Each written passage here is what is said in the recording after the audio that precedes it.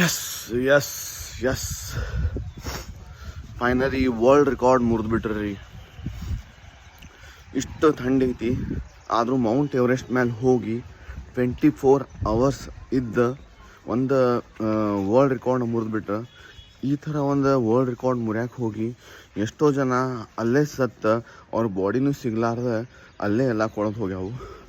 ಅಂತಾದ ಇವ್ರು finally prove ಮಾಡಿಬಿಟ್ರೆ.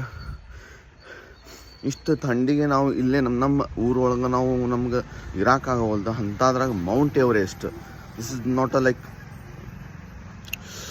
Easy, ಭಾಳ ಟಫೆಸ್ಟ್ ಟಾಸ್ಕ್ ಅಂತ ಫೈನಲಿ ಇವ್ರು ಮೌಂಟ್ ಎವರೆಸ್ಟ್ ಟಚ್ ಮಾಡಿ ಅಲ್ಲೇ 24 hours ಇದ್ರೆ ಎಷ್ಟು great. So all the best. ಮತ್ತು ಹಿಂಗೂ ಇವ್ರಿಗೆ ಇನ್ನೂ ಶಕ್ತಿ ಕೊಡಲಿ, ಮತ್ತು ಇನ್ನೂ ಏನೇನು ವರ್ಲ್ಡ್ ರೆಕಾರ್ಡ್ಸ್ ಅದಾವೆ, ಇನ್ನೂ ಇದು ನೆಕ್ಸ್ಟ್ ಲೆವೆಲ್ ಮುಗಿದ್ಬಿಟ್ಟಿದ್ದು. ಮತ್ತು ಮುಂದೆ ಏನು ಮಾಡ್ತಾರೆ ಹೇಳಕ್ಕೆ ಬರೋಂಗಿಲ್ಲ, ಬಿಕಾಸ್ ದಟ್ ಈಸ್ ಕಾಲ್ಡ್ ಮನುಷ್ಯನೊಂದು ಅವರ ಅದು.